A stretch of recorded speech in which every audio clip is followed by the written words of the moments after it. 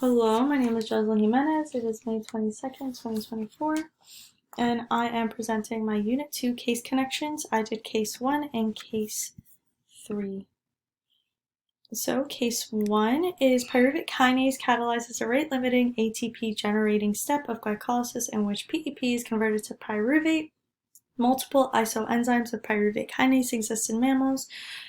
So type L, which is found in liver and kidneys, type R, which is expressed in erythrocytes, type M, which is found in tissues like the muscle and brain, and type M2, which is present in self-renewing cells such as embryonic and adult stem cells. So first question is, under normal conditions, describe all the ways in which pyruvate kinase is regulated in the cell.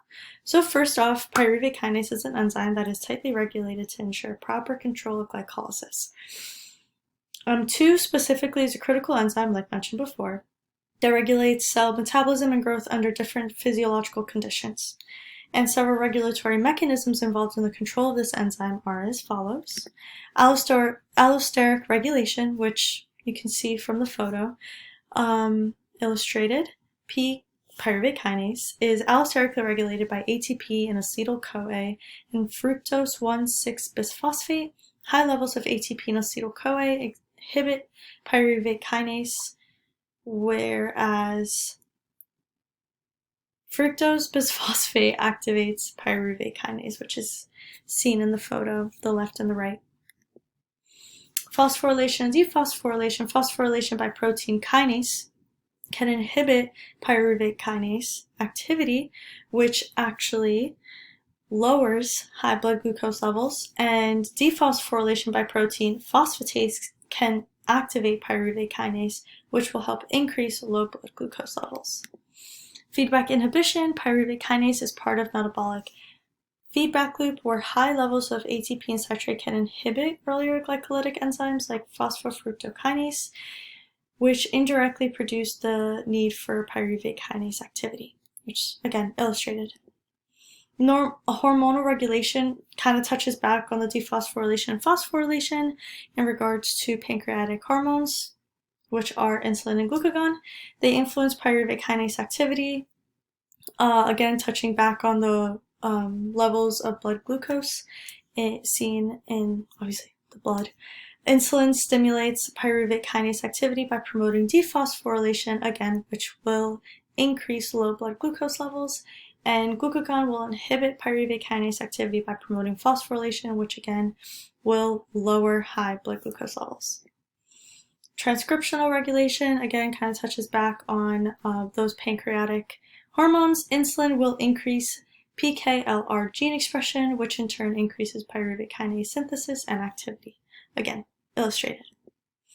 Many types of cancer cells are predominantly glycolytic and overexpress the oncoprotein MYC.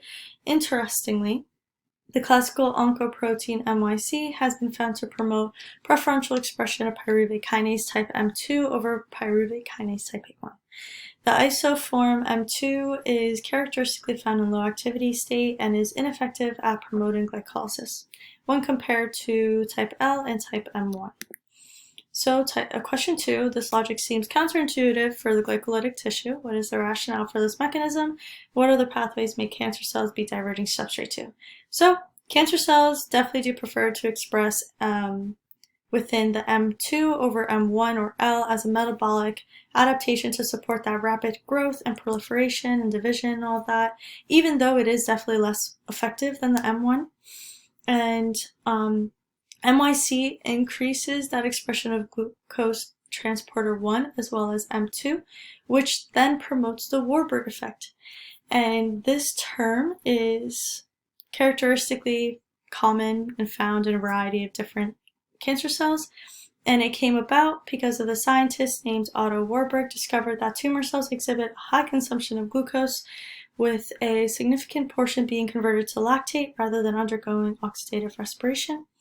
This metabolic pattern is termed aerobic glycolysis and is distinctive because it involves fermentation when oxygen is present. So as you can see here, the Warburg effect compared to a normal cell on the left and a cancer cell on the right, or this is Yeah. So you can see that there is a higher concentration gradient from glucose coming from the cancer cell, which we will talk more about in regards to the Warburg effect. So this definitely does occur because the M2 has reduced enzymatic activity in comparison to M1, resulting in that, again, accumulation of glycolytic intermediates upstream of M2. So these intermediates are diverted into biosynthetic pathways for the generation of nucleotides, lipids, and amino acids for cell growth, since cancer cells do have that, again, high demand for building blocks to promote that rapid growth and division and proliferation. And these pathways include the pentose phosphate pathway and the amino acid synthesis. And the M2 definitely favors the anabolic metabolism because it generates all biomolecules, whereas the M1 favors catabolic metabolism and energy production. M2 can also interact with and stabilize antipodic proteins and inhibit that apoptosis pathway. And M2 indirectly supports anabolic pathways as it increases the availability of glycolytic intermediates like G6P and 3GP. Excuse me. G6P enters the pentose phosphate pathway to synthesize nucleotides, whereas the 3PG can be converted into the amino acid serine. And DHAP can be converted into glycerol 3-phosphate, which is a precursor for the synthesis of triglycerides and phospholipids, while G3P is a key intermediate in the synthesis of fatty acids, amino acids, and nucleotides. And PEP, again, is diverted for the synthesis of amino acids like tryptophan. Okay, so case 3, we will talk about a 5-year-old boy that is brought to the pediatrician's office for an annual visit. The mom reports that the kid is looking a little drowsy, a little sickly, also concerned that her son's persistent thirst and frequent urination are key symptoms. And blood samples are taken for insulin measurements at time 0 and 1 hour after glucose loading test. The results of the testing are illustrated in the following slide. So question number 1, what is the information likely to suggest about the underlying biochemical basis for the patient's symptoms? Information suggests that the patient has type 1 diabetes and demonstrating signs of hyperglycemia. Hyperglycemia definitely does occur when there's an insufficient production of insulin and reduced sensitivity to insulin, or reduced sensitivity to insulin. And in this case, the patient's serum insulin levels are significantly lower, as seen at the baseline blood sample and 1 hour after glucose load. In comparison to the control group, the patient's is drastically lower, and it is pretty much suggesting that the patient's body can't effectively transport glucose into the cells, which causes an accumulation of that glucose into the blood. So, question number 2, what would you predict the patient's fasted blood glucose levels to be given his current condition? I would predict that his fasted blood glucose levels are likely to be above the normal range, being, like we mentioned before, insulin levels are drastically low, so glucose cannot effectively be entering the body's cells for energy production, causing it to build up within the blood cells. And yeah, exactly. Which, again, is very indicative to hyperglycemia. And last question, based on this diagnosis, what 2 regulatory enzymes are likely to be active in this individual's current condition? Be sure to include a rationale as to why the activities of these enzymes would increase. So, being that insulin is low, I will be touching on glycolysis, the regulation of hepatic glycolysis.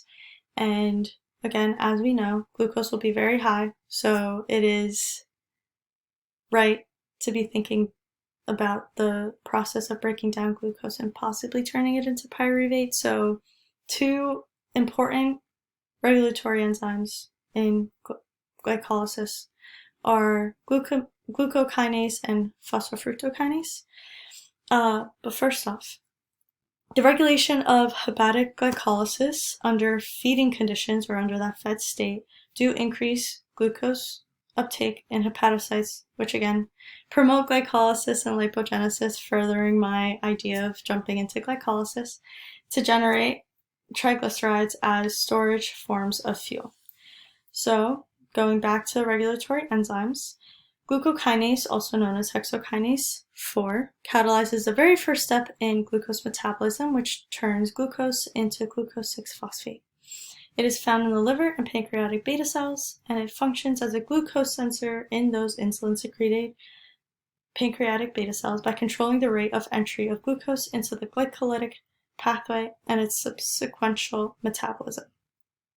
In the liver, it plays a key role in the ability to store glucose as glycogen, and it is not inhibited by its catalytic produce, G6P, which enables the liver to continually utilize glucose for glycolysis during conditions of increased glucose availability, like in that fed state. And phosphofructose kinase 1 converts fructose 6-biphosphate to fructose 1,6-biphosphate, which is the third step in glycolysis, and it leads to precise control of glucose as it catalyzes the highly exergonic and irreversible step that commits glucose to glycolysis. It is allosterically inhibited by ATP and citrate, which indicate a sign of energy abundance.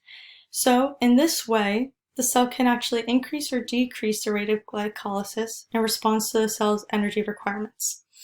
So it's also inhibited by ADP or AMP, which can make it more efficient to bring about glycolysis and produce more ATP in the cell.